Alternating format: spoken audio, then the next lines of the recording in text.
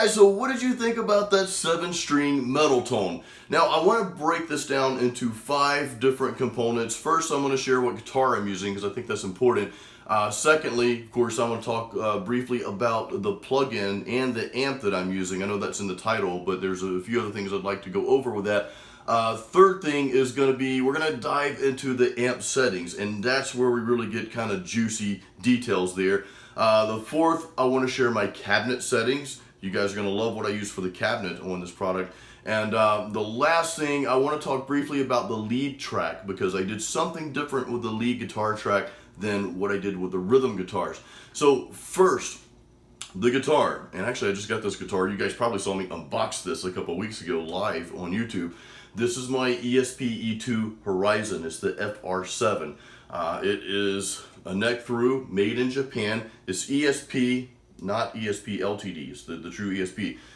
The LTDs are great guitars, nothing against those. I have one sitting over here, the M1000 Deluxe, and it's a phenomenal guitar, but this is quite a beast. And it's equipped with the EMG 707 pickups. I love this guitar. I've been playing it every single day because I'm just getting used to the 7-string. And of course, any new guitar, you had to use to playing it. So number 2, I want to talk quickly about the plugin. So obviously I'm using Positive Grid's Bias Amp 2 plugin.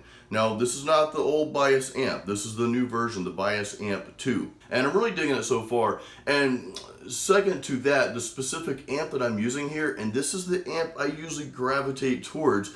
It's I believe it's their Mesa Boogie Dual Rectifier Simulator, which is called the Treadplate. So that's the amp I'm using. Third, let's dive right into the amp settings. Now, a lot of you are probably thinking he's probably got some, crazy settings. You guys who have been watching my YouTube channel and who have been listening to my music for years now, thank you, by the way. My settings are not anything special. I'm one of those plug in and play type dudes. If I can't plug into an amp and quickly get a good tone, I'm pretty much on to the next thing, guys. I don't like tweaking, settings and, deep diving and all that stuff, the deep editing. I'm just personally not a big fan of that. I know a lot of you guys are, and a lot of you guys are great at doing that stuff and can come up with some killer tones that way. Honestly, I don't have the patience for it. So here's a screenshot. You guys can see my amp settings. This is just the front of the amp and the Bias Amp 2 plugin here, the interface. So you can see my bass, well, first of all, the drive there. I've got the drive, I usually cut the drive between 6 and 7 on my rhythm tracks. I don't like a ton of drive on those tracks because then you lose a little bit of the clarity. So next, the bass, that's pretty much straight up and down. I cut the mids just a hair. They're probably around 4.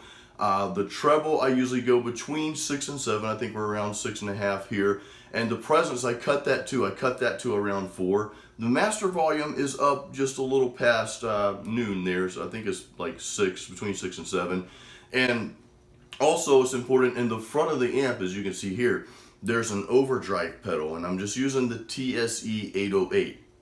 Now nothing special there. The drive is all the way down, the tone is up the middle, and a lot of folks will do drive at 0, and then they'll do the volume all the way up. I don't quite go that route. I just turn the volume up to about 7-ish, 7-ish. And I do that because if I go all the way with it, it tends to muddy the sound or give the sound a little bit of, a little brightness, or I don't know. I can't really explain it, but I just don't like it. So if I back the volume off, drive still all the way down, but back the volume, from all the way to about 7, I get a better tone, for me, in my opinion. So let's dive just a little bit deeper now into what Bias Amp 2 is famous for. And this is the really, really deep settings. You've got your pre and post amp. Now I left those as just the standard. We're using the 6L6 post amp tubes there. The tone stack, I think it's like the American. You guys can see the screen there. I can't remember what all the settings are, to be honest. But on here, the special note I want to make, I didn't change anything on here. I've tried, doing the deep editing, and it just ends up sounding worse, and I was like, I'm not happy with that. Then when I go back to just the standard, I'm like, okay, there we go, got it. The only thing I did change on here, though, I did add a post parametric EQ, and you can see the settings here, nothing crazy again. all I'm doing is just cutting the lows a little bit, and I'm giving it just a little bit more highs. The reason I'm doing that is because I am playing a 7-string, so you get a lot of bottom end from that. And whereas that may sound good playing in your bedroom or just playing or wherever by yourself, it's not going to sit so well in the mix. If you've got a lot of bass and a lot of bottom end, you know, it's going to make the overall mix muddy. So I'm always very, very conscious of that. You know, I want my kick drum and my bass guitar, I want those to carry the bottom end so that you can hear, you know, the pronounced notes of what I'm playing on guitar, and it just makes for a better overall mix. And I'll do some more videos on that because that's something I really want to dive into. So now, I think we're on number 4 here. I want to share my cabinet settings. Now, this is where things get really interesting.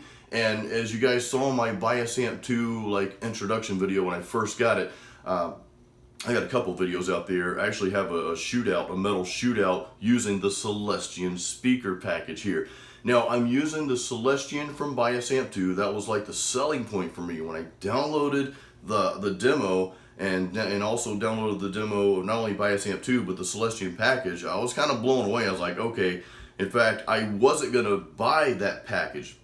I wasn't gonna buy Bias Amp 2 until I downloaded the Celestion package and tried those speakers out. I'm like, holy crap, man, this sounds awesome. So this is very, very simple settings here. As you can see, I'm using the V30s, and I'm using just one SM57 mic. You guys can see I've got it like off to the side of the cone, but I've got it pretty close to the speaker there. I tend to like those. Now, I don't, you know, I've tried putting the mic over far away from the cone because you get that deeper and, you know, get that deeper metal tone. But again, in the full mix, it doesn't quite sound as good, so I have to move it back a little towards the cone. Not on the cone, because that's way too bright for me, but just a little off to the side of the cone, as you can see there. And I've got the close back, and again, I'm just using one mic. You know, I've tried different mics. You know, you have to be really careful when you're recording music not to get a boomy and overdone bottom end, you know, on your guitars. And that's what I found using the other mics is like, okay, it sounded great out here, but in the full mix, it was, you know, the mix was just kind of drowned out. So the SM57, in my opinion, again, seems to work best, you know, for this tone here. And I know you can use 2 mics. I've tried using 2 mics, but you know, I'm just a simple dude.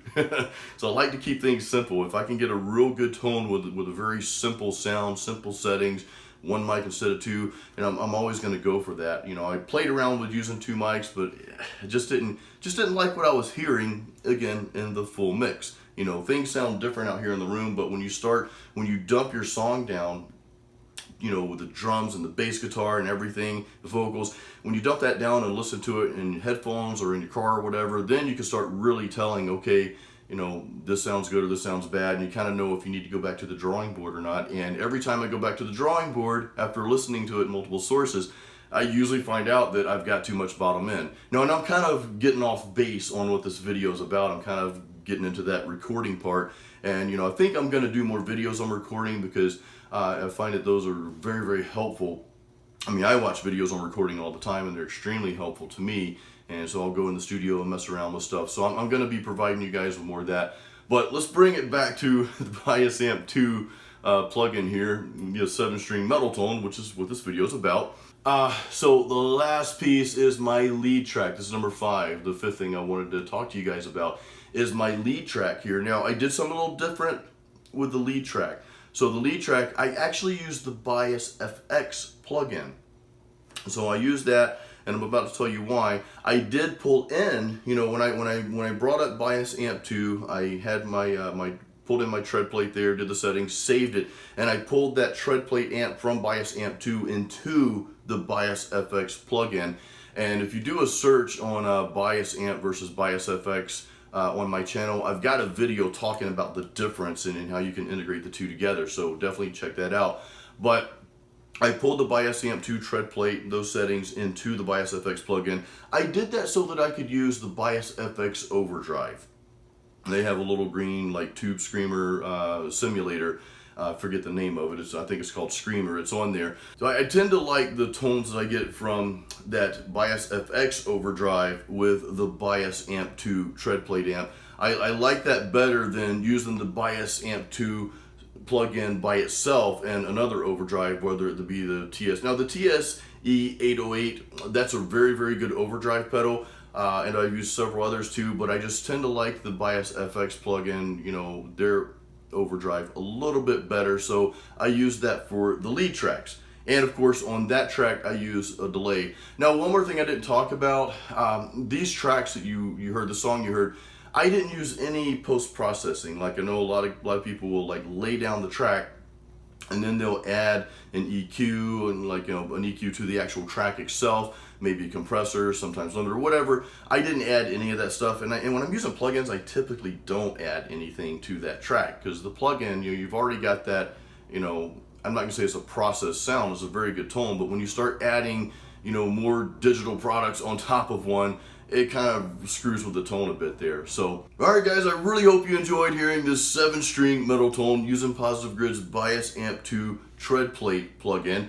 And you know, if you have any questions or comments, whether it's about the plugin, my tone, or if it's about some of the recording stuff that I covered, you know, please leave your questions. I will always answer your questions on here.